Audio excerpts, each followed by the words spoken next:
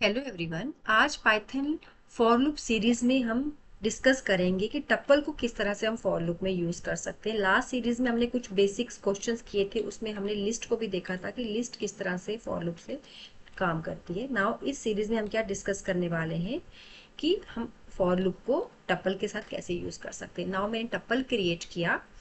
For I is a variable declare कर लेती हूँ इन, देन टप्पल जिसमें है टी में कॉलन लगेगा, देन हम लिखेंगे यहाँ पे प्रिंट और यहाँ पे हम पुट करेंगे आई।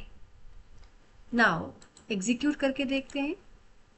नाउ आप देख रहे हो स्क्रीन पे तीनों के तीनों वैल्यूज हमें डिस्प्ले हो चुकी हैं, हमने जो टप्पल के अंदर डिस्कस की थी। नाउ अगर मुझे टप्पल की वैल्यू को इंडेक्स के साथ देखना है, क्या करना है, टप्पल की वैल्यू को इंडेक्स के साथ देखना है। इसी टप्पल को मैं यूज करूंगी फॉर आई इन रेंज। अब हम इतना जानते हैं कि रेंज फंक्शन ओनली इंटीजर्स को एक्सेप्ट करता है, तो यहाँ पे हमें एक फंक्शन लगाना पड़ेगा एलियन, जो लेंथ के लिए होता है कि पहले वो नंबर ऑफ एलिमेंट्स को काउंट करेगा, देन किसके लिए, टी के लिए, राइट।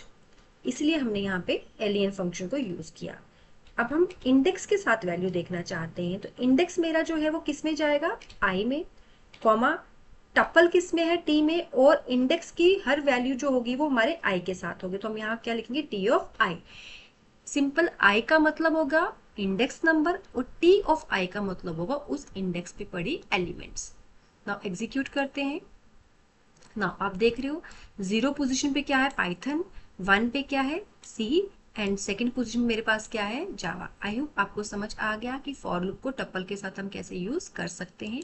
इस सीरीज में इतना ही। Till then take care, bye bye, keep learning and always watching foundation of programming by Karandeep Kaur. Thank you.